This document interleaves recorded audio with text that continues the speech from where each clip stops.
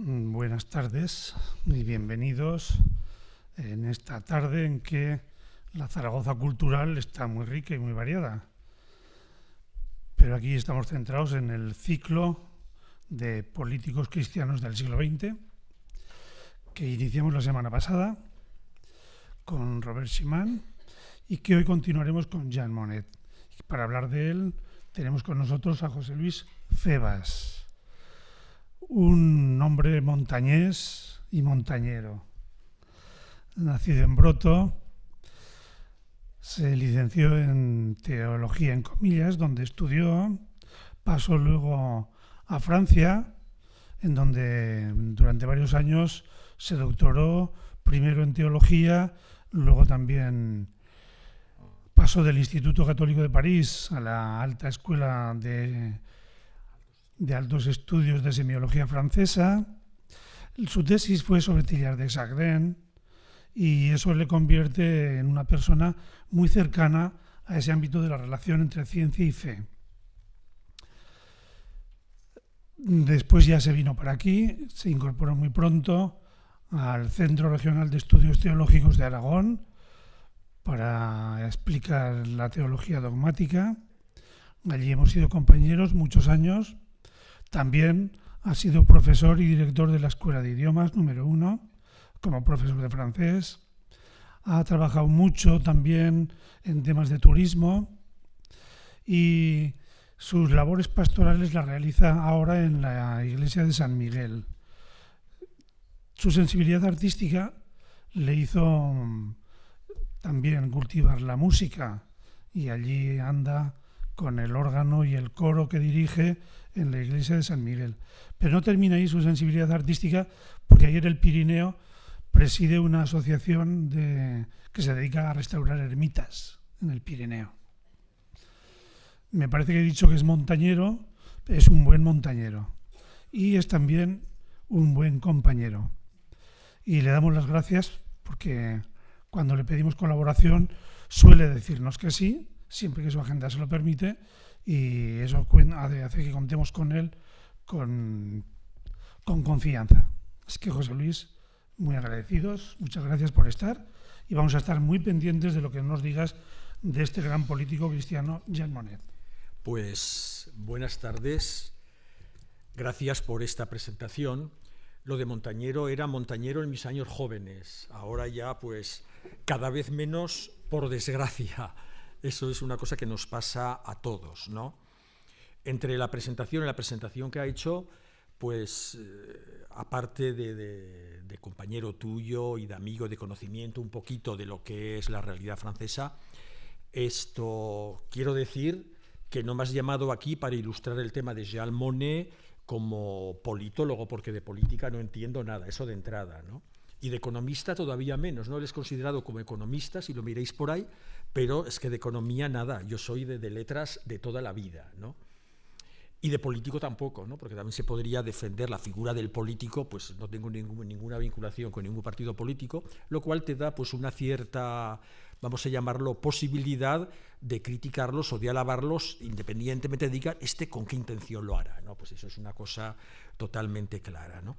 Entonces, yo creo que si me has llamado para este tema es precisamente pues por mi conocimiento o por mi intento de conocimiento de la realidad francesa, pues ya desde los años en que yo estuve en París, que era justamente cuando las barricadas del mayo 68 ya las habían quitado y estaban reponiendo los adoquines en su sitio, pues por aquellas calles recién arregladas yo iba a las clases de la Sorbona.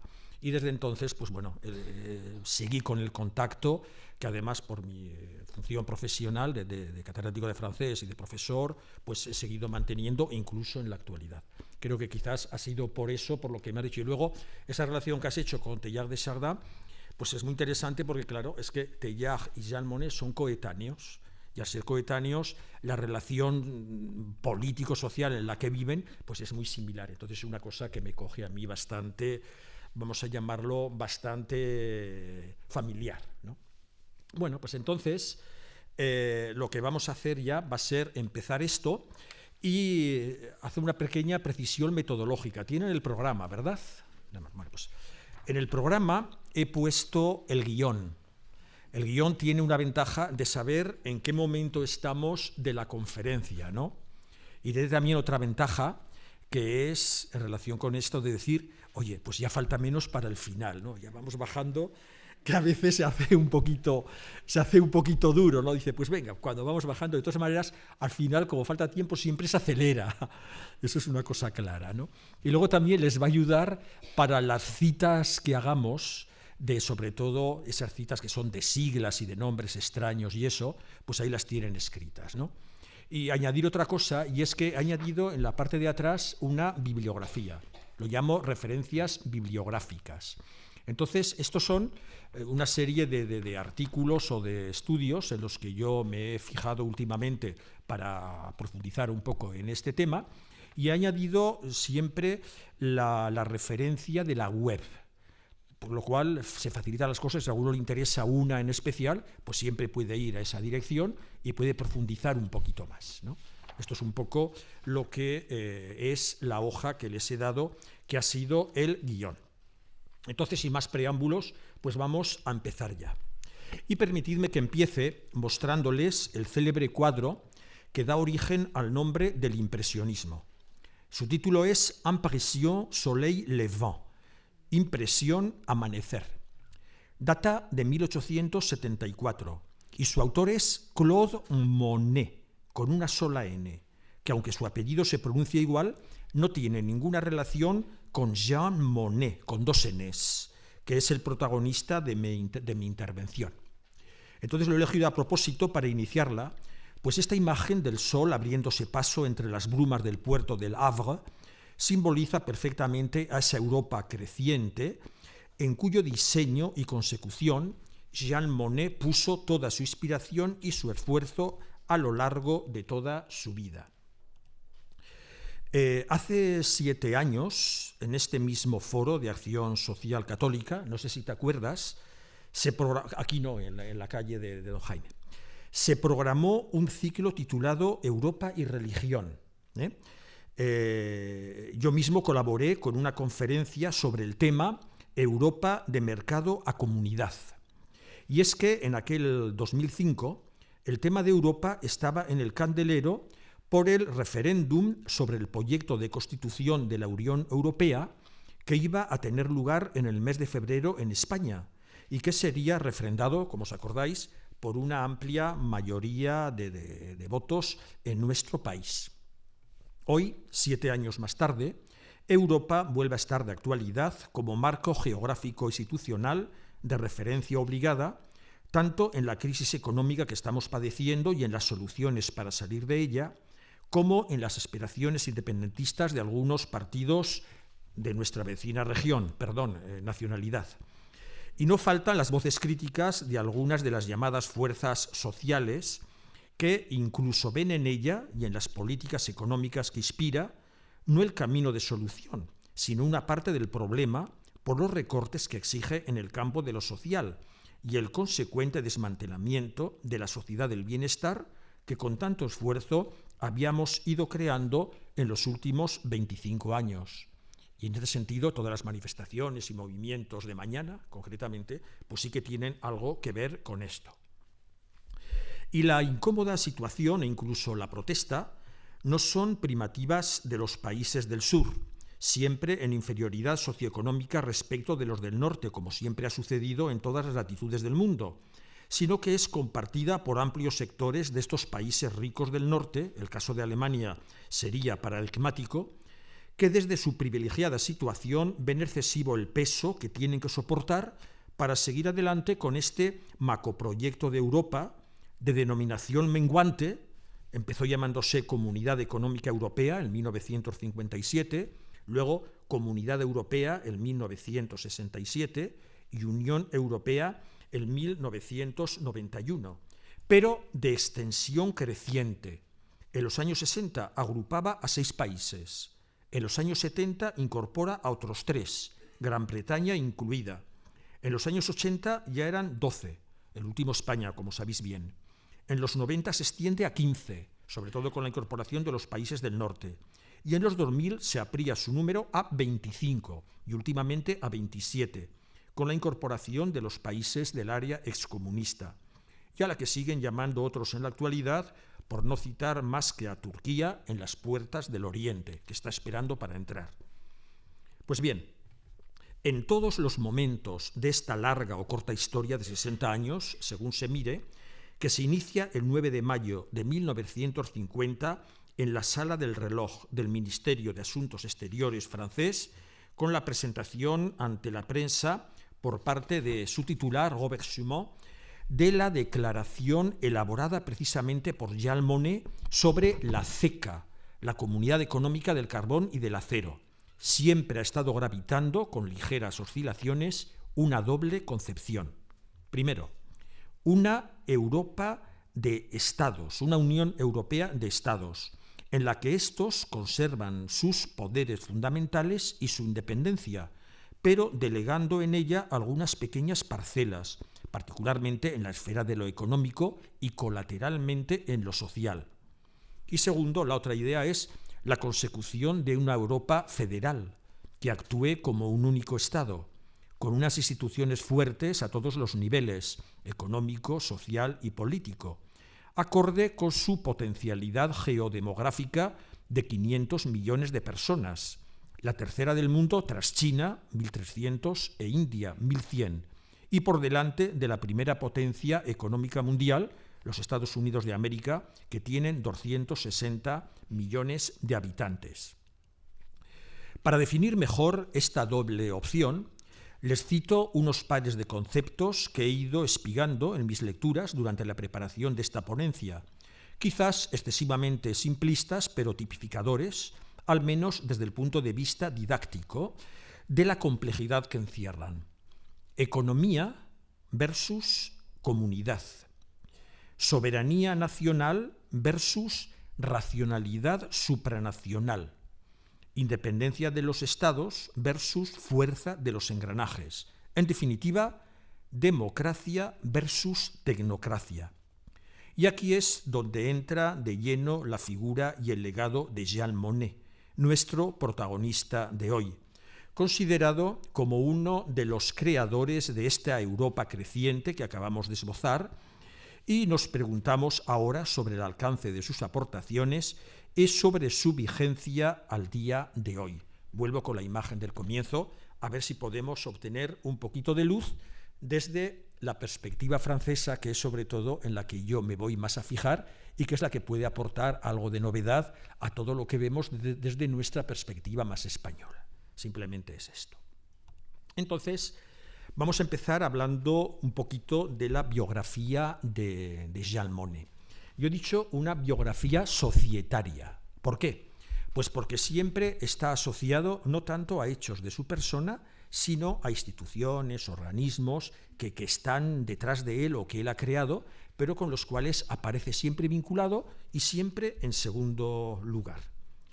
En 1986, la Fundación Jean Monnet realizó una exposición sobre su vida en la Casa de Aujarret, donde estableció su domicilio, a una hora de París, adquirida tras su muerte por el Parlamento Europeo. Entonces, la estructura de este capítulo biográfico, los textos autobiográficos que voy a citar y algunas de las fotos personales que vamos a ver, algunas son de muy mala calidad, como sucede muchas veces en Internet, están tomadas de la publicación Bâtir l'Europe, que recoge esta exposición y que también figura en la página web citada, por si quieren verlo con más detalle. Entonces, vamos a empezar hablando, como ven en el guión, por los años de formación. Jean-Omar-Marie Gabriel Monnet nace en Cognac, en la Charente, región de viñedos en el suroeste de Francia, al norte de Burdeos, el 9 de noviembre de 1888, en el seno de una familia dedicada a la producción de Cognac. Así describe sus primeros años. En el mundo en que crecí, solo se hacía una cosa, con concentración y lentitud. Era la única manera de hacer un buen producto. Tengo el recuerdo de una infancia seria y disciplinada. Cuando jugaba de niño en las bodegas, era rico en espacio. ¿Por qué debía inquietarme por el camino a seguir cuando estaba llamado del modo más natural a continuar con el negocio de mi padre? A los 16 años ya era un viajero, dice él. Fui a Londres a aprender el inglés. Descubrí la City. Observé las tradiciones de los medios de negocios británicos. Cuando emprendí mi primer viaje lejano, es decir, al otro lado del Atlántico, mi padre me dijo: no lleves libros, nadie puede pensar por ti. Mira por la ventana, habla a las personas, presta atención a quien está a tu lado. Fui a visitar a nuestros clientes en Winnipeg, en Canadá, hombres rudos en medio de un clima rudo. Allí encontré a un pueblo cuya ocupación era no la gestión de lo que ya existía, sino desarrollarlo sin tregua. Pronto aprende la lección. Vende en Canadá las cajas de coñac familiar y compra fardos de pieles que vende a su vez en la bahía de Hudson, también en Canadá, al célebre peletero Revillon. Los prósperos y cada vez más importantes negocios hacen que entre en contacto con el Banco Lazard de Nueva York, donde su ascensión es fulgurante, y que se introduzca sólidamente en el establishment, la estructura de poder socioeconómico de la costa este de los Estados Unidos. Y así llegamos a la guerra. Cuando comienza la primera guerra mundial, en 1914, Jean Monnet tiene ya 26 años. Declarado inútil para el alistamiento por problemas de salud, lo mismo que Schumann, como veíamos el otro día que nos dijeron, se dirige directamente al presidente del Consejo y le espeta, así de entrada: hay que poner en marcha órganos comunes capaces de medir los recursos de la alianza, Francia e Inglaterra, repartirlos y equilibrar las cargas. El señor Vision le dice: ¿pero quién es este que habla? Es un experto, es un tecnócrata. No todavía. Simplemente habla desde su experiencia en el comercio del coñac, al darse cuenta del desbarajuste que existía en el planteamiento de la guerra por parte de las potencias de la alianza franco-británica.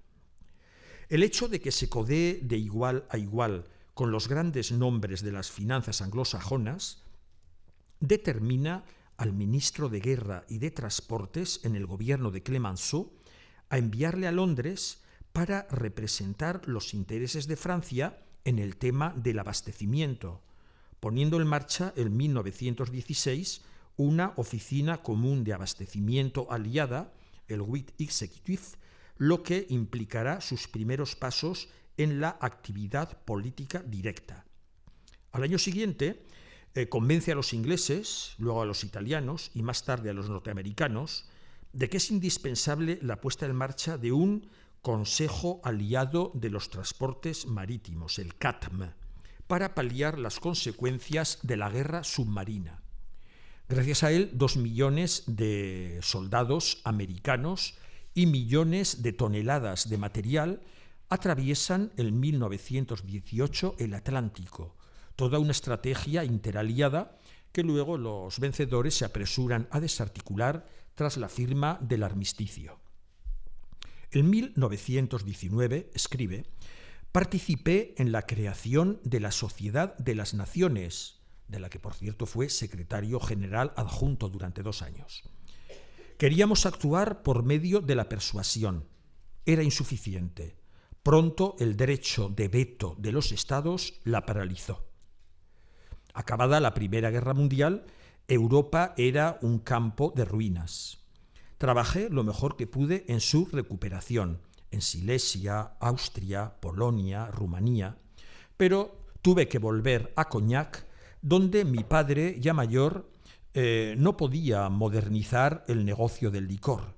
A él le interesaba solo la calidad, pero había que pensar también en la cantidad. Me dediqué a ello por algún tiempo, pero ya me había picado el gusanillo de los negocios internacionales.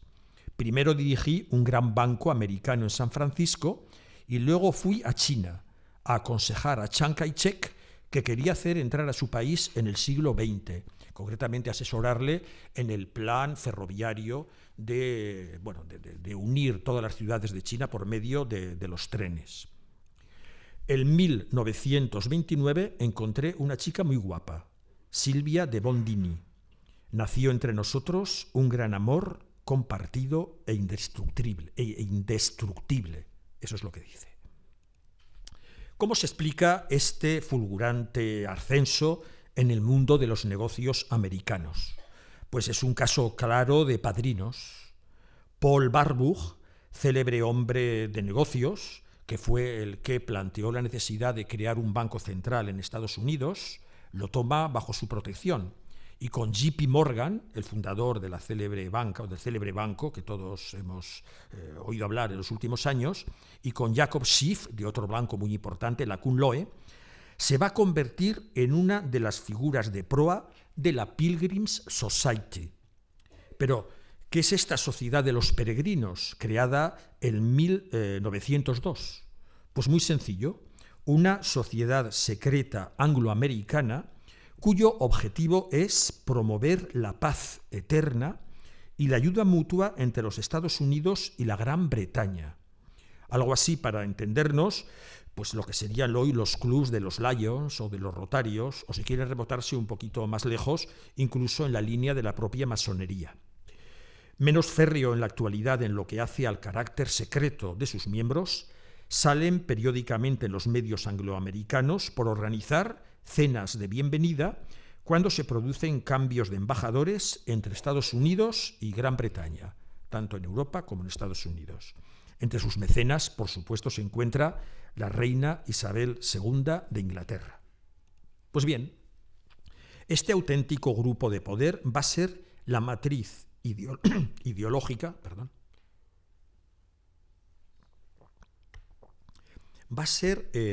la matriz ideológica de la que nacerán a lo largo del siglo XX 3 organizaciones especializadas en las que siempre se encuentra Monet.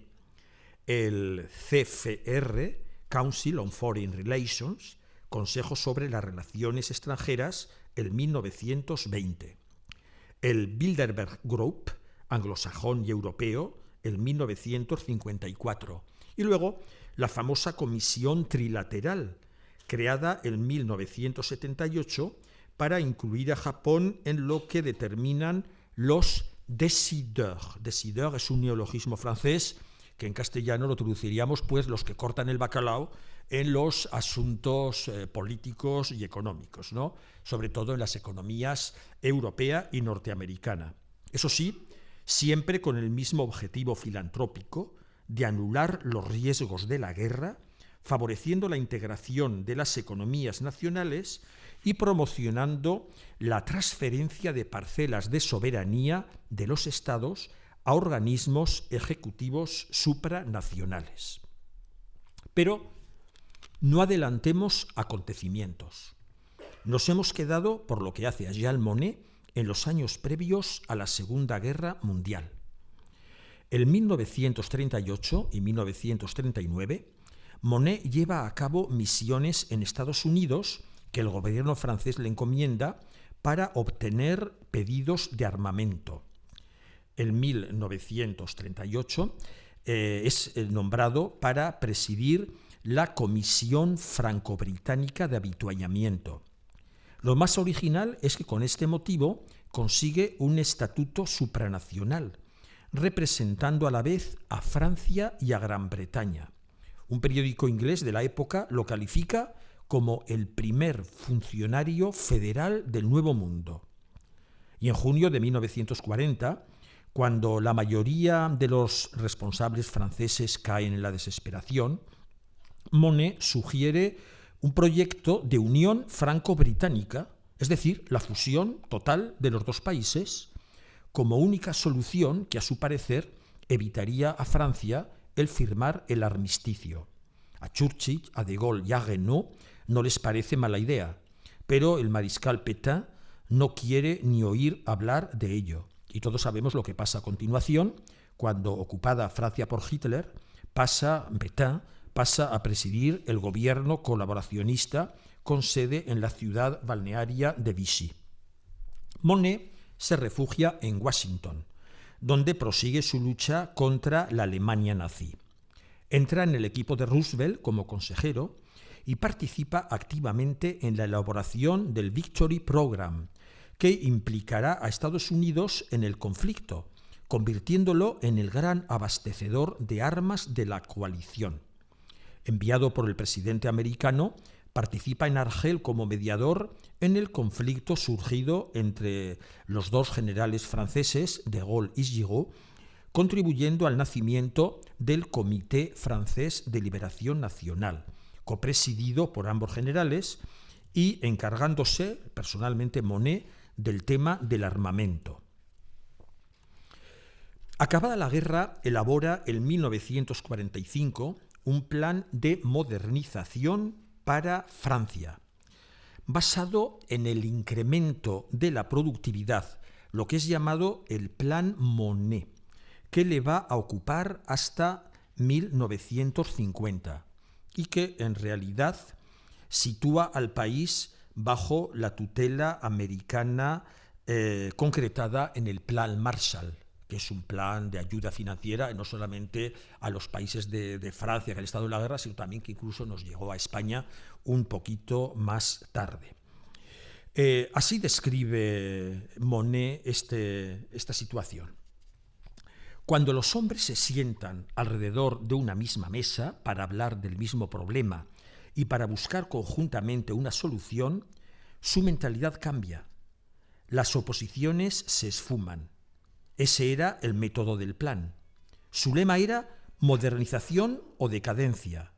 Su filosofía, la modernización no es un estado de cosas, sino un estado de espíritu. Nuestro equipo era pequeño, en la Rue de Martignac. No se trataba de administrar nosotros mismos la recuperación de Francia, sino de fijar las orientaciones, los métodos de acción, el ritmo. Pero fue el primer plan nacional que reunió a los representantes de los industriales, de los sindicalistas, de los agricultores, más de 1000 personas que fijaron en común objetivos ambiciosos para Francia. 1950 es el año clave que marca el comienzo de la Unión Europea. ¿Por qué? Así lo explica Monet.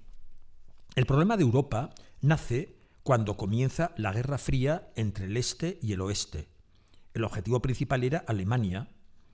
Era urgente evitar un enfrentamiento en el que Europa se vería de nuevo arrastrada.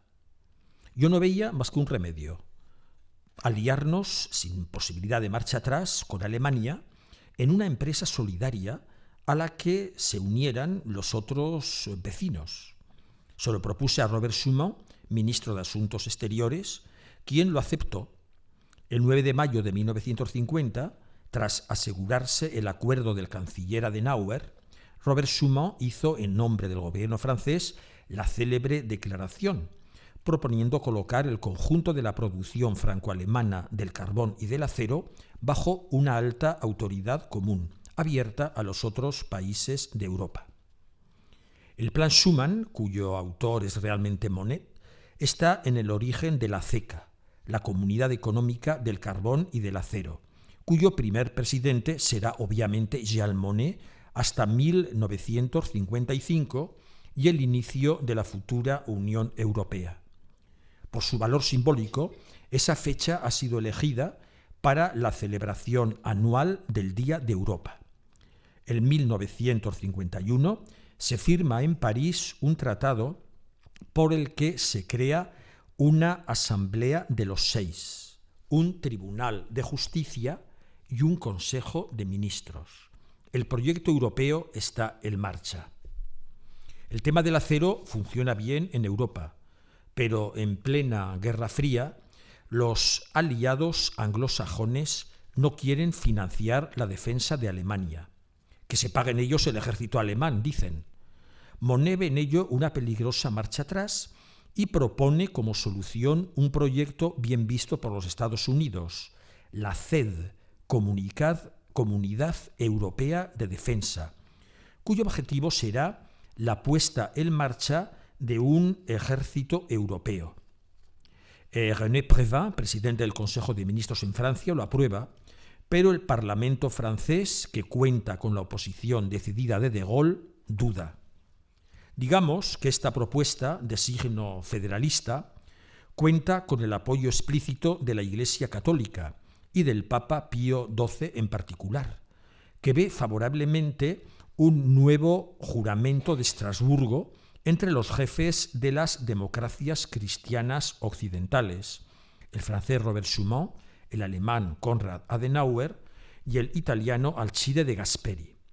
El propio Observatore Romano, órgano oficial de la Santa Sede, toma partido explícitamente, suplicando a los franceses que no sigan a los gaullistas, adversarios de Europa y por lo tanto de la paz. Pese a estos proyectos, el veto al proyecto de la CED del Parlamento francés en 1954 bajo el gobierno de Mendès France supuso el primer fracaso importante en el proceso de la unidad europea.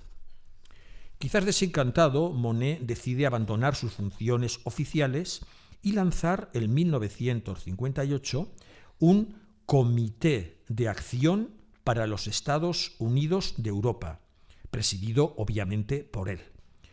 Durante 20 años va a impulsar infatigablemente su modelo federalista, viajando de capital en capital y publicando incluso un libro que lleva por título Los Estados Unidos de Europa han comenzado. Su lema es tajante y sugerente: no coaligamos estados, unimos hombres. Así resume su actuación. El Comité de Acción se preocupa de ampliar la comunidad a Gran Bretaña y de disipar los malentendidos que existen de una parte y de otra. Encuentro muy buena voluntad en Macmillan y Heath. Voy a ver a Kennedy. Su visión del mundo es generosa. Él propone un partnership entre los Estados Unidos y la Europa unida, es decir, una asociación de miembros iguales. El comité persigue incansablemente sus objetivos y toma resoluciones casi siempre bajo un acuerdo unánime. La influencia política de sus miembros se ejerce en cada país para hacer entrar estas resoluciones. Durante 20 años luchamos por profundizar y ampliar nuestra Unión Europea. Monnet disolvió este comité en 1975, satisfecho, al menos así lo dijo, por el logro de la elección directa de los miembros del Parlamento Europeo por sufragio universal. Seguimos con su testimonio. En 1975 me retiré a mi casa de Ujarret para escribir mis memorias. Pensaba que todavía podría ser útil transmitiendo las lecciones de mi experiencia. Doy largos paseos por el bosque, a mi lado Silvia pinta paisajes y retratos que me emocionan, vienen a verme amigos, me preguntan qué hay que hacer, le respondo: continuad, continuad. No hay para los pueblos de Europa otro futuro que la unión. El Consejo Europeo, con sede en Luxemburgo, le confirió el título de Ciudadano de Honor de Europa en 1976 y fue galardonado con el premio Robert Schuman por sus servicios a la causa europea. Falleció en su pueblo de los Yvelines el 18 de marzo de 1979 a la edad de 91 años. Coincidiendo con el centenario de su nacimiento, el presidente francés François Mitterrand hizo trasladar sus restos mortales al Panteón de París en 1988, donde reposa al lado de otros personajes destacados de la historia de Francia. Pues hasta aquí un poquito el primer capítulo, que es la vida, la biografía de Jean Monnet. ¿No es muy pesado todo esto? De verdad. Quiero decir que este recorrido de la vida de Jean Monnet está inspirado en la Fundación Jean Monnet, O sea que es un poquito, vamos a llamarlo, entre comillas, agiográfico, lógico, ¿no? Entonces, ahora vamos a ver un poquito del otro lado, es decir, qué es lo que piensan los oponentes de Monet y de esta idea de Europa, los nacionalistas y tal. Es un poquito el tema del segundo capítulo que nos ayuda pues, a ampliar un poco el tema. Entonces, yo he llamado a este capítulo Monet y de Gaulle, el duelo del siglo. Este título no es mío. Pertenece a un estudio del periodista e historiador francés Éric Brancat, publicado en noviembre de 1998 en la revista Espoir, Esperanza, de la Fundación Charles de Gaulle. Su interés radica en la comparación que realiza entre la biografía, el pensamiento y las aportaciones de estos dos personajes coetáneos y franceses, cuya impronta sigue gravitando sobre la configuración de la actual Europa. Tipifican, como nadie, las dos perspectivas, nacionalismo versus europeísmo, que polarizan la concepción de esta macroentidad en curso de formación. Así la describe Brancat. Bajo las categorías cómodas de nacionalismo y de europeísmo aplicadas a de Gaulle y a Monet, con la evidente intención de recurrir a los modernos contra los antiguos, esto es una famosa querella francesa, apunta una dialéctica de otro modo arraigada en la historia, la libertad nacional opuesta a la coerción imperial, la tradición capeta de Francia invocada por la República contra el viejo sueño carolingio secularizado por los tecnócratas. Se ve bien dónde se coloca el arcaísmo. Es verdad, dice, que nada más nacer, Charles de Gaulle y Jean Monnet se oponían totalmente. Cuando el primero ve la luz en 1890 en Lille, capital de una frontera machacada por las invasiones y traumatizada por la pérdida de las vecinas Alsacia y Lorena, el segundo ha nacido 2 años antes en el corazón de esa Aquitania en la que, desde la Guerra de los 100 años, solo se ve al extranjero como un cliente e incluso como un asociado. Y a continuación opone la opción pragmática y universalista que el joven Monet adopta con motivo de su salida al extranjero, con la opción vital de Gaulle, que ha bebido en las fuentes de Charles Péguy y de su certaine idée de la France, una cierta idea de Francia, de la doctrina social de la Iglesia, de la que también bebe, por supuesto, Jean Monnet, como católico que era, y también de Barrès y de Nietzsche, y que elige el camino de las armas. Al comienzo de sus memorias de guerra escribe: «Cuando ingresé en el ejército, era una de las mayores cosas del mundo. Sentía acercarse con una sorda esperanza el día en que todo dependería de él». Este duelo entre Monet y de Gaulle no quiere decir que siempre se hayan opuesto de un modo sistemático en los múltiples contactos a los que les forzó la historia. Desde 1940 hasta el comienzo de los años 60 hubo numerosos puntos de encuentro e incluso de convergencia. Como muestra, volvamos al año 1943, ya en plena Segunda Guerra Mundial. Una parte de Francia está ocupada por los alemanes y otra dirigida por el gobierno colaboracionista del mariscal Pétain, con sede en Vichy, como hemos dicho. Monet está en Washington y el general de Gaulle está en Argel, encargado junto con el otro general, Giraud, de organizar la resistencia francesa y sobre todo facilitar el desembarco de las tropas estadounidenses del general Eisenhower en las costas africanas. Los dos generales franceses no acaban de entenderse en una clara lucha por el poder personal. Y Monet es enviado por Roosevelt para mediar en el conflicto, con la consigna bien precisa de que apoye a Giraud, mucho más fácil de manejar, piensan, para colocar a Francia bajo la órbita americana una vez se consiga la liberación. No lo hace así Monet, quien no se opondrá públicamente al hombre que el 18 de junio de 1940 había lanzado en la radio londinense su célebre discurso antinazi, considerado como el origen de la resistencia francesa, y a quien ve como el único que puede sacar adelante el país en la complicada situación que se avecina. Pero lo que de Gaulle no sabe es que en ese mismo momento, en Argel, Monet toma la decisión de combatirlo por todos los medios. Miren el tenor de esta nota ultrasecreta que Monet envía al secretario de Estado Harry Hopkins el 6 de mayo de 1943. Está claro que el entendimiento con él, con de Gaulle, es imposible. Es un enemigo del pueblo francés y de sus libertades. Es un enemigo de la Constitución europea y, en consecuencia, debe ser destruido por el interés de los franceses. Y Éric Brancat apostilla, o de los americanos.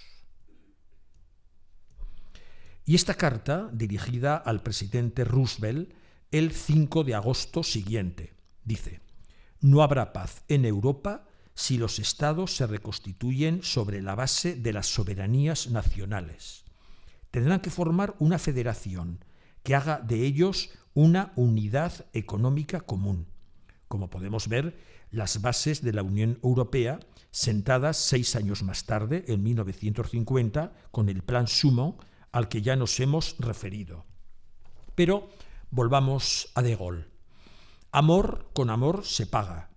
Y en el fondo hemos de reconocer que el mercado común no habría surgido con la fuerza con que lo hizo si el general de Gaulle, convertido ya en presidente de la Quinta República, no hubiese decidido adoptar en 1958 las indispensables medidas de acompañamiento inspiradas, en otro lugar emplea la palabra instigadas, por Jean Monnet, lo que trasluce al mismo tiempo su desconfianza de nacionalista convencido, su condescendencia con el prestigio internacional de Monnet y el apoyo de los Estados Unidos que está detrás de él, y, por qué no, una chispa de admiración. La ruptura vendrá 3 años más tarde, en 1962. El general creía en una Europa de los Estados. Así lo afirma con toda rotundidad en una conferencia de prensa el 5 de septiembre de 1960. Europa son los Estados, muy diferentes unos de otros. Cada uno tiene su propia alma, su propia historia, su propia lengua, sus desgracias, sus glorias, sus propias ambiciones, pero estados que son las únicas entidades que poseen el derecho para mandar y la autoridad para obrar. Figúrense que se puede construir algo que sea eficaz para la acción y aprobado por los pueblos fuera y por encima de los estados. Todo eso es una quimera. En estas condiciones, los organismos más o menos extraterritoriales solo pueden aspirar a desempeñar un papel técnico. Cooperación entre los estados, sí. Abandono de la soberanía nacional, ciertamente no, de ninguna manera. 2 años más tarde, todavía va más lejos. Se guasea de que esa Europa, él la llama de Volapük. Volapük es una lengua alternativa al esperanto que se crea por la época, y ataca violentamente a los partidarios de la integración europea. Repito que en este momento no hay ni puede haber otra Europa posible que la de los estados, fuera naturalmente de los mitos, de las ficciones y de las ensoñaciones. Y lo argumenta de este modo: la Europa integrada, como ahora se la llama, donde no habría política, pasaría a depender de alguien de fuera, que sí que tiene una. Habría a lo mejor un federador, pero que no sería europeo. Y esto es lo que en cierta medida y a veces inspiran algunas afirmaciones de tal o cual partidario de la integración de Europa. Como se ve, la Europa supranacional asimilada a la Europa americana. Abogar por una Europa integrada sería refugiarse en el atlantismo más servil. Jean Monnet y sus amigos reaccionan con indignación.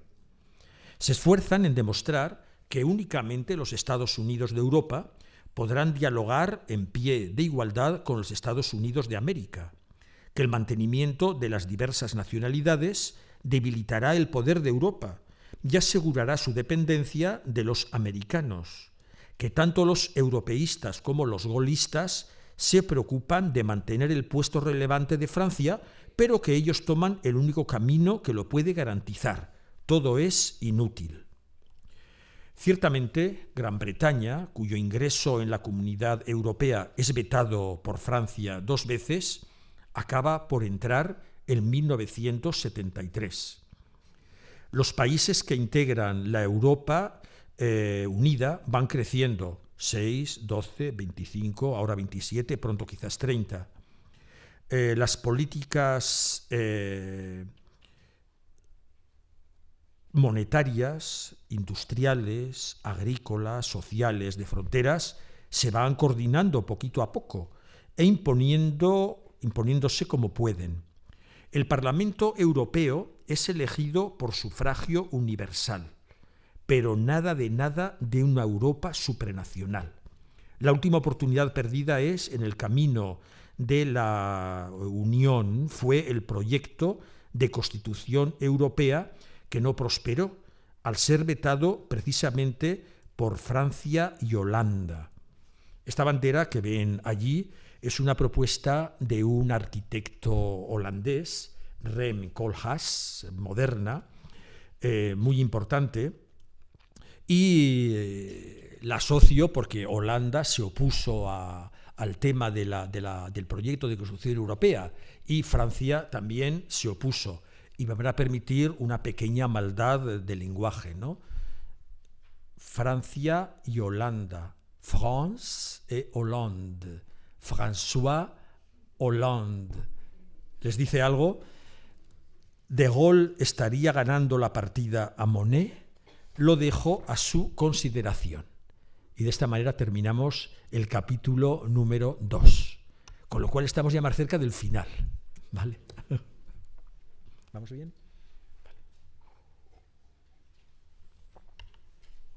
Vale. Bueno, pues nos ponemos en el capítulo 3, que es un capítulo totalmente evaluativo. Hemos visto un poquito la figura de Monet desde el lado de los partidarios de Monet, por un lado, y por otro lado, pues la figura de Monet criticada por parte de los nacionalistas, y todo esto concretado en esa célebre polémica pues muy francesa, que ahí levantó pasiones y que nosotros quizás pues no conocíamos tanto, ¿no? Entonces he intentado esbozar la trayectoria personal y la impronta de Jean Monnet en la política internacional, particularmente europea, en buena parte del pasado siglo. Pero en el momento de la evaluación de su persona y de su obra surgen inevitablemente las preguntas. ¿Estamos realmente ante un político cristiano, razón por la que ha sido incluido en este ciclo? Cristiano sí que era Robert Schuman, incluso candidato a beato, como el otro día nos explicó brillantemente el profesor Armillas. Pero Monet, aparte de estar bautizado y de cumplir en su vida personal con sus deberes de cristiano, cosa que doy por supuesto, es que ejercía públicamente como tal. Sí que mostró una cierta simpatía por la democracia cristiana, de cuyos jefes de fila europeos se consideraba amigo, pero al contrario de ellos nunca estuvo afiliado a la misma.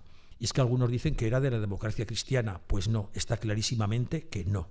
Además, ni a la democracia cristiana ni a ningún otro partido político. Es que además la misma idea le horrorizaba. Escribe: decir que sí, confiesa en sus memorias, y luego seguir la corriente, actuar sin estar completamente convencido, e incluso antes de estarlo, hubiera sido incapaz. Entonces, ¿un político que reniega de los partidos políticos puede seguir considerándose un político? ¿No hay una cierta incoherencia en ello?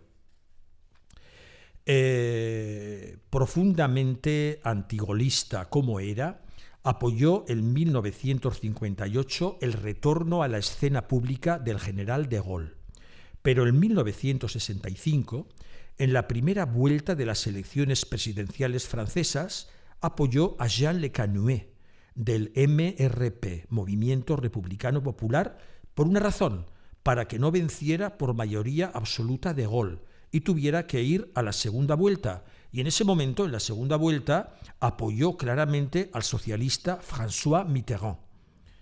En 1974 sostiene a Valéry Giscard d'Estaing, de la UDF, Unión por la Democracia Francesa.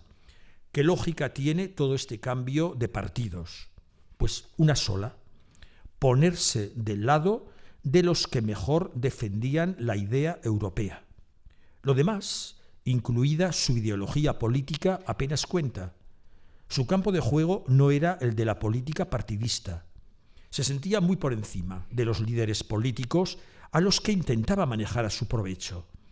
Tenía a gala el haber trabajado en armonía con todas las organizaciones sindicales y con todas las formaciones políticas. De Konrad Adenauer a Willy Brandt, de Harold Wilson a John Kennedy. Ello tiene una ventaja, pero también tiene un inconveniente. La ventaja: haber sabido conservar los lazos más o menos estrechos con todos los líderes de su tiempo.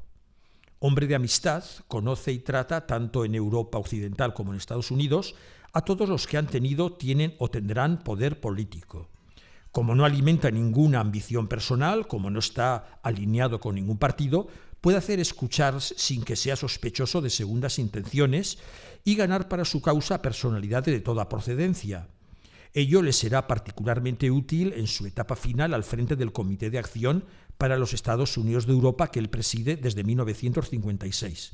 Él nunca ha sido un personaje solitario, considerado como era de que la política, la sociedad, es un peligro mortal. Para él era claro, porque una confianza ilimitada en los pequeños grupos se convierte un poco en el leitmotiv de su vida.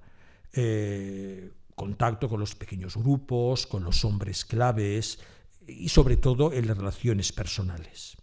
Pero ello tiene también un inconveniente, no tanto para él mismo personalmente, sino para el proyecto político que él lidera, y es que le trae sin cuidado el contenido ideológico de Europa. ¿Será de derechas, de izquierdas o de centro? ¿Será una comunidad socialista o capitalista? Para él la cuestión es secundaria, porque Europa será lo que los europeos hagan de ella. Lo esencial es que se ponga en marcha, que viva y que se desarrolle. Esta actitud en un primer tiempo pudo ser positiva para la causa, incluso tener un cierto sentido, pero a la larga limita las ambiciones de los partidarios europeístas. Negándoles el combatir por una ideología, se debilitan sus motivaciones y se corre el riesgo de transformar la construcción de Europa en un asunto de expertos o de técnicos, que, como sucede a todos los tecnócratas, piénsese por ejemplo en lo que está pasando ahora en Italia, puede ser más o menos bien acogido por la opinión pública, pero carente de ímpetu y de vida. Nada comparable al encendido discurso de Gaulle, como afirma André Caspi, profesor de la Sorbona. Esto está muy ligado con un rasgo constitutivo de la personalidad de Monet, que es la discreción. En el ya citado estudio de Eric Branca, abiertamente gaullista, como hemos visto, y que por cierto acaba de publicar una historia secreta de la derecha, se lo define a Monet como uno de los grandes fantasmas del siglo en lo que hace a la política francesa. No le gustaba figurar, se desenvolvía bien a la sombra, actuando generalmente por medio de personajes interpuestos, mejor cuanto mayor poder detentaran. No le gustaban las masas, su lenguaje se dirigía a los hombres de poder, es un lenguaje altamente técnico que se expresa por medio de propuestas, resoluciones, negociaciones, y no es que desprecia los medios de comunicación, que sabía manejar a su antojo cuando la ocasión lo requería, pero prefería que fueran los periodistas y los políticos los que dieran la cara y ejercieran la acción sobre la opinión. Al contrario de Gaulle, no supo dirigirse a las masas.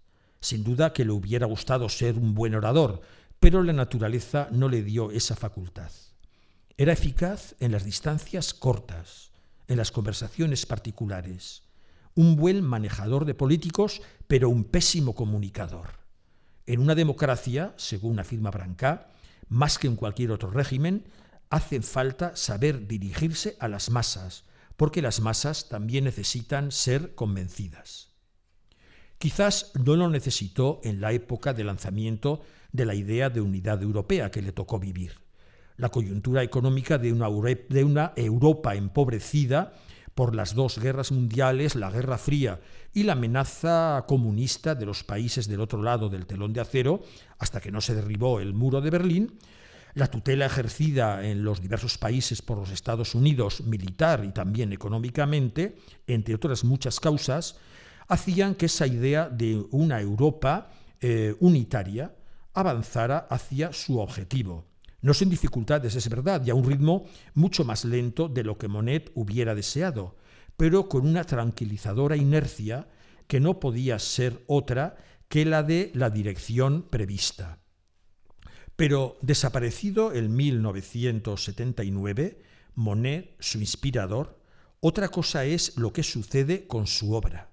Y no me refiere tanto a su hija Europa, él que ha sido declarado padre de Europa, cuanto al ADN que le ha transmitido, esa cierta concepción de Europa, que yo pongo entre comillas, remedando la frase de Gaulle, una cierta idea de Francia, que figura en el título de mi intervención y que por comodidad voy a denominar con el término monetismo. En otras palabras, ¿qué vigencia y qué futuro tiene el pensamiento político de Monnet? Si digo bien, político, el de su modo de hacer política con mayúscula, no el de la política con minúscula de los partidos, particularmente en el hic et nunc, que dirían los latinos, el aquí de la Europa que nos está tocando vivir y el ahora de la crisis que estamos padeciendo. ¿Qué poder de atracción tiene la complicada superestructura comunitaria con sus múltiples sedes centroeuropeas, tan lejana e incomprensible para la mayoría de la población real? ¿Qué pasión despierta el despiadado lenguaje de los números, de los objetivos macroeconómicos subordinadores de los otros objetivos que tan duras repercusiones tienen en la vida diaria de la población y de la que impuestos desde Bruselas o desde Frankfurt por parte de unos funcionarios, pensemos en la troika famosa que está regulando a Portugal o a Grecia, unos políticos que dan la impresión de estar en un retiro dorado, y dorado no por el sol, sino por el dinero que perciben, a menudo como premio a los servicios prestados a sus partidos en sus países de origen. ¿No es este el mejor caldo de cultivo para una creciente y cada vez más exteriorizada desafección por parte de los ciudadanos europeos respecto de la idea monetista de una cohesión europea basada en el interés general y no en los intereses particulares? Como si no se explicara la reiterada alusión a Europa como marco y última aspiración de estos discursos nacionalistas que estamos oyendo a nuestro alrededor, que no hacen otra cosa que estimular egoísmos y particularismos ancestrales. Todo este mundo al revés, el discurso del corazón contra el de la razón. De Gaulle redivivo, apuntillando a Monnet. Escuchen, si no, esta feroz crítica del gaulista Branca. Contra De Gaulle, que no concebía la economía más que como una actividad al servicio del político, Monnet impuso con toda naturalidad el orden inverso, la sumisión de la política, que implica la elección y por ello la contingencia, a la técnica económica, ajena a toda alternativa, puesto que se autoconcibe como poseedora de una racionalidad suprema. François Gauguel tiene razón. El socialismo, fase suprema del comunismo, es la extinción del Estado. El mundialismo, fase suprema del federalismo, es la extinción de las naciones, fundamento de la legitimidad de los estados. Y aquí es donde podemos tomar como caso paradigmático pues lo que sucedió con el proyecto de Constitución Europea de 2005, que fue encargado a un monetista declarado, el francés Giscard d'Estaing. El diplomático español Ignacio García Valdecasas analiza y sistematiza las causas de este fracaso, que son muchas y muy complejas. Motivaciones políticas, soberanista, antisistema, europeísta, oportunista, y socionómicas y socioeconómicas, miedo popular, castigo a la clase política y descontento general. Las causas, escribe, pueden a menudo solaparse con las motivaciones, pero en general cuentan con entidad propia.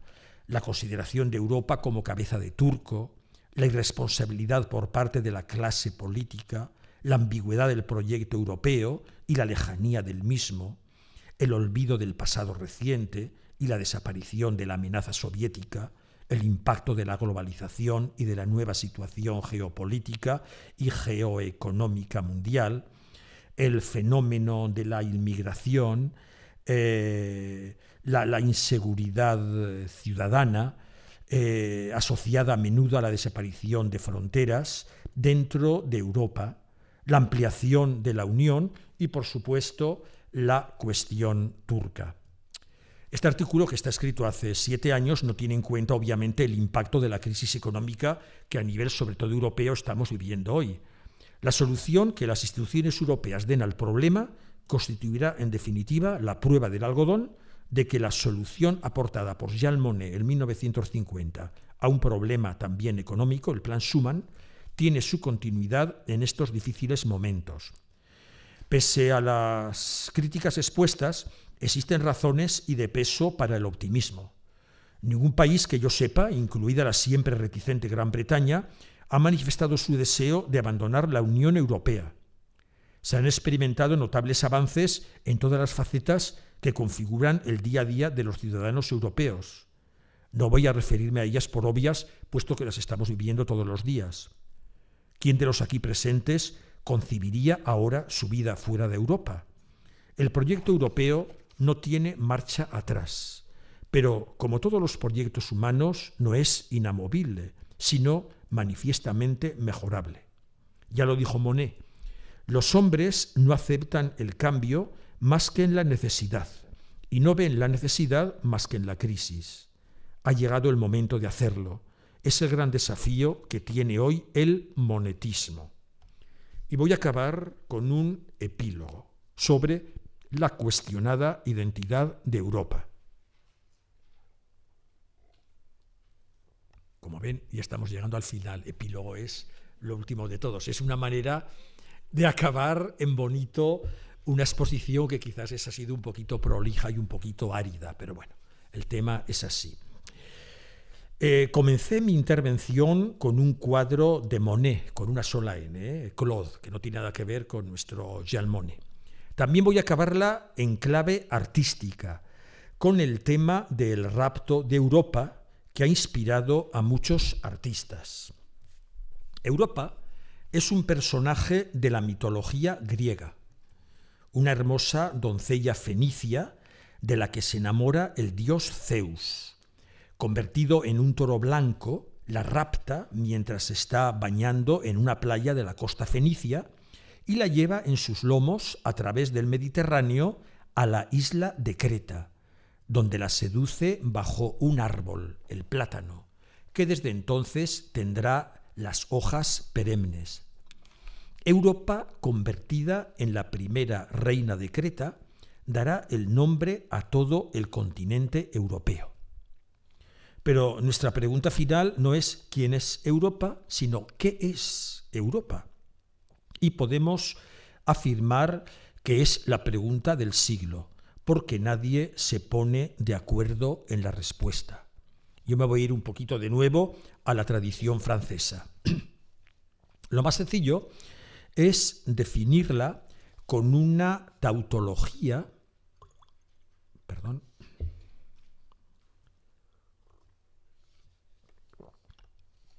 consistente en reproducir la lista de los 27 países que integran la Unión Europea. Pero esto no aporta nada a la cuestión esencial, la de su identidad.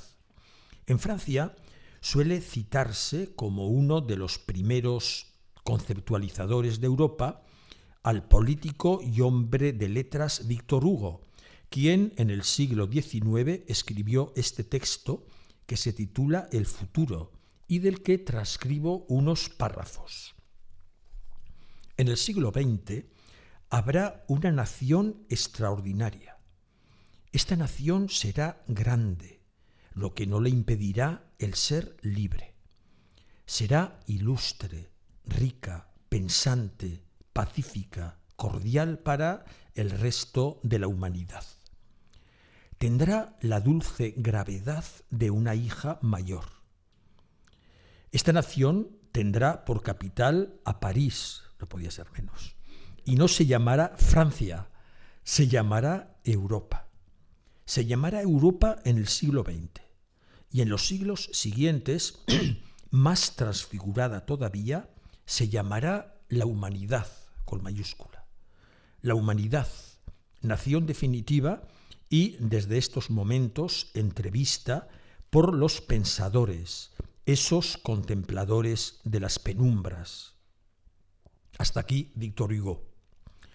Otro escritor, también francés y poeta, Paul Valéry, retoma la cuestión y en un texto escrito tras la Primera Guerra Mundial, que tituló La crisis del espíritu y que tuvo un enorme eco, describe así la identidad de Europa. Dice: un primer pensamiento aparece, la idea de cultura, de inteligencia, de obras magistrales, está para nosotros en una relación muy antigua, tan antigua que raramente nos remontamos hasta ella con la idea de Europa. Las otras partes del mundo han tenido civilizaciones admirables, poetas de primer orden, constructores e incluso sabios, pero ninguna otra parte del mundo ha poseído esta singular propiedad física, el más intenso poder emisivo unido al más intenso poder absorbente. Ha sabido absorber las grandes culturas del mundo occidental, Roma, Atenas y Jerusalén, se dice quizás con una excesiva simplificación. Y dicho entre paréntesis, no está lejos la polémica sobre la inclusión de las raíces cristianas de Europa en el preámbulo del proyecto de Constitución Europea de 2005, petición expresa del Vaticano que el ponente de la convención que le redactó, Giscard d'Estaing, no atendió, apoyándose, como buen jacobino, en el valor supremo del principio de laicidad. Y quizás con razón, porque en el crisol de Europa se ha hecho la síntesis de todos los logros técnicos y culturales surgidos de las más diversas partes del mundo, atrayendo y asimilando la técnica china al igual que la matemática árabe, la pintura japonesa al igual que la estatuaria africana, produciendo la más nueva y la más compleja de las aleaciones. Pero el movimiento sería doble, continúa Paul Valéry. A lo largo de los siglos, Europa tuvo la particularidad de difundir lo que es sobre el conjunto del planeta, por la fuerza de su poder militar y sobre todo por la seducción que intelectualmente era capaz de ejercer. Europa habrá conquistado al mundo y extendido sus valores, sus gustos y sus mitos sobre la superficie entera del globo. Resumiéndolo en una frase, todo vino a Europa y todo vino de Europa. ¿Pero esto aporta la verdadera definición de Europa? Pues creo que todavía no. Vamos a ver qué es lo que dice otro autor francés contemporáneo, Edgar Morin, mundiólogo, casi nada, mundiólogo. En su libro Penser l'Europe, Pensar Europa, la define como un hervidero dialógico permanente, complejo caldo de cultivo o torbellino intelectual contradictorio. Europa, concluye, no tendría ninguna otra unidad que la de la imposibilidad de atribuirle una. Como ven, al menos desde la perspectiva francesa, definir a Europa resulta un poco menos que imposible. La cuestión de la identidad de Europa no puede resolverse poniendo la mirada en el pasado, sino quizás apuntando al futuro. Ya lo decía Paul Valéry en 1919. Tras la Primera Guerra Mundial se abrían dos vías para Europa, o la de la decadencia o la del renacimiento. Jean Monnet, junto con otros muchos hombres políticos de la época, pues optan por la segunda, la de la constitución de Europa. Y van a permitir que la última cita no sea de un francés, sino de un alemán, y no de un literato, sino de un teólogo, Jürgen Moltmann. Es un teólogo protestante a quien se debe el siguiente apólogo.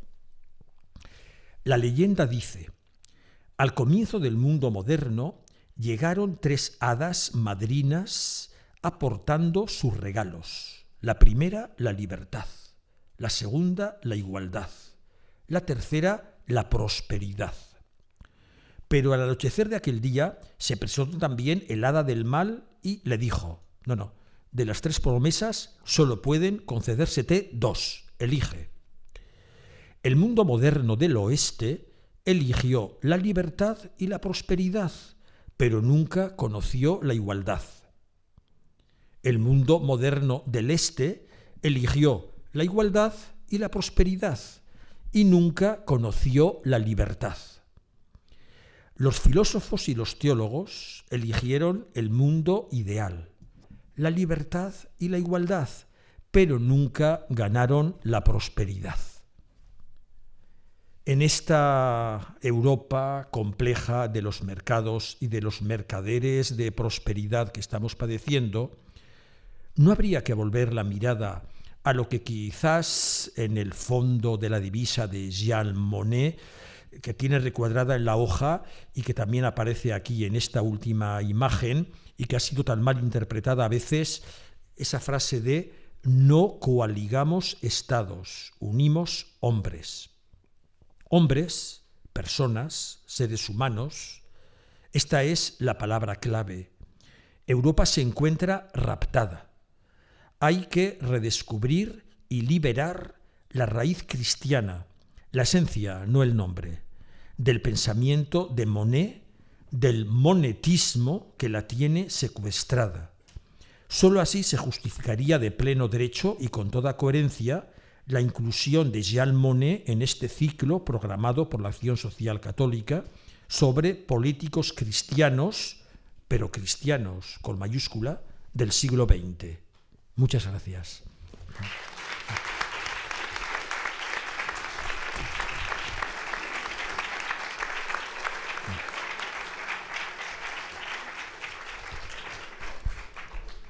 Nos hemos alargado mucho ya. Quedan unos minutines. Si alguno quiere unos decir. Minutos para si alguien quiere intervenir pidiendo alguna aclaración. Aclaración, comentario. A lo mejor hay alguno que interprete de otra manera la frase famosa de Monnet, ¿no? No unimos naciones, unimos hombres. Bueno, cómo se explica también todo esto, ¿no? Con el tema de los nacionalismos, de la gente que está deseando entrar en Europa y todo esto. ¿Ven alguna relación o no?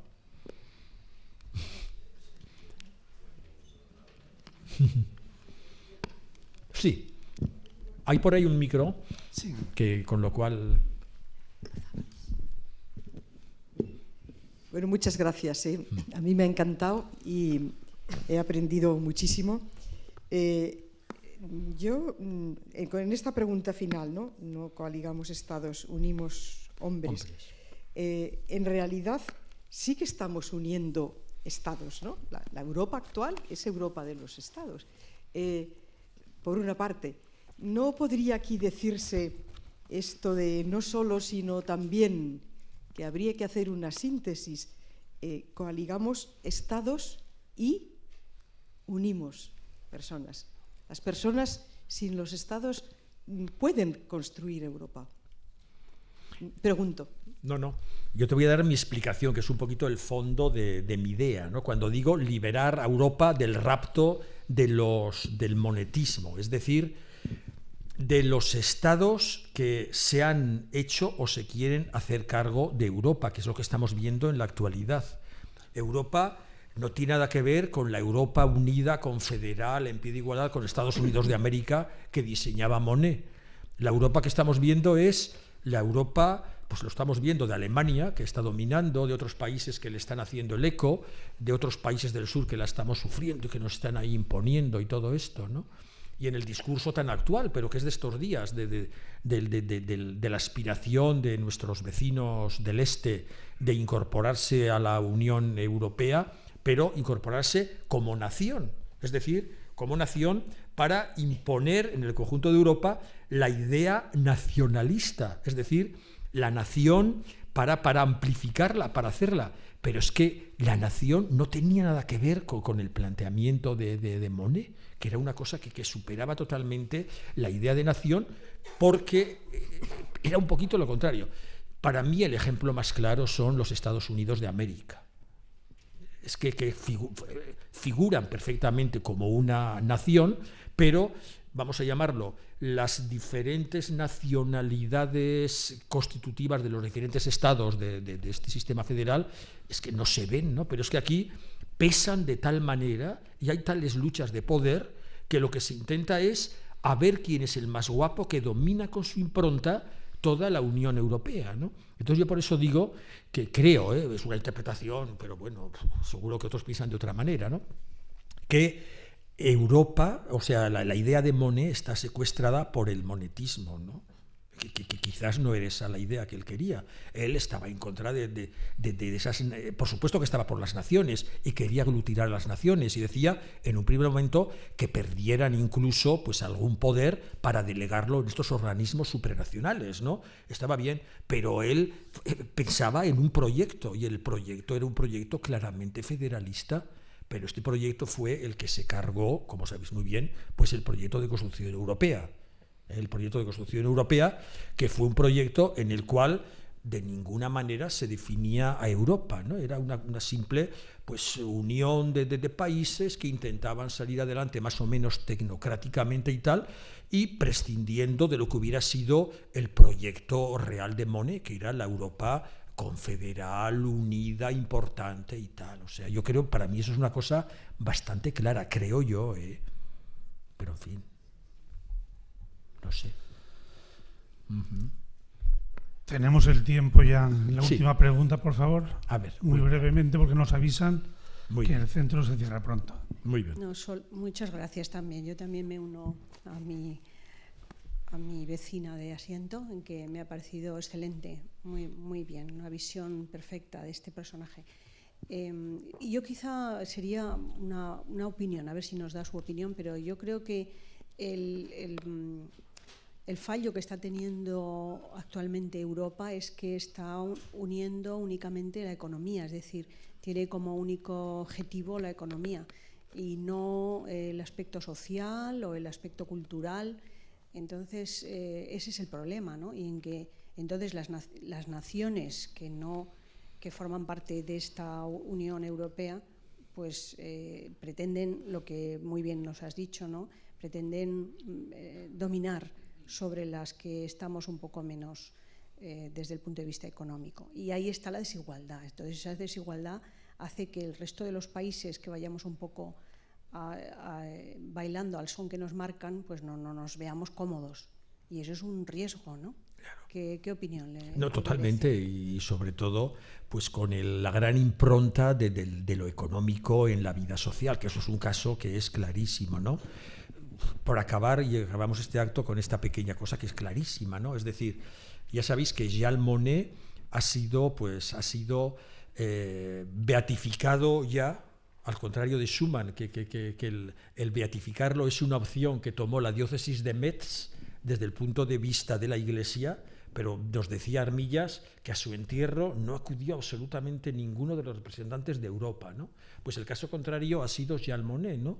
Que es una persona que ha sido sacralizada en el panteón de la Europa actual, laica, vamos a llamarlo, no cristiana, pues como San Juan Monnet, San Jean Monnet, desde este punto de vista, ¿no? Entonces, viendo lo que es realmente su pensamiento y cómo él actuaba y lo que él pretendía, que buscaba el interés de la gente, el bien de los pueblos, pero con su experiencia práctica de negociante de coñac, que lo que hacía vender a la gente y tal, yo creo de verdad que en su tumba del Panteón estará dando saltos en estos momentos, creo, por la mala interpretación que tiene, ¿no? Entonces habría un poquito, pues eso, en fin, el raptarlo, ¿no? Pues que, oye, que nos lo devuelvan. Vale. Muchas gracias. José Luis, muchas gracias de nuevo. Y a todos les recuerdo que ahí fuera tienen el programa si lo quieren coger, y que la próxima semana, para presentar otro gran político cristiano, Alcide de Gasperi, vendrá el historiador Fernando García de Cortázar. Pues hasta la semana que viene. Buenas noches.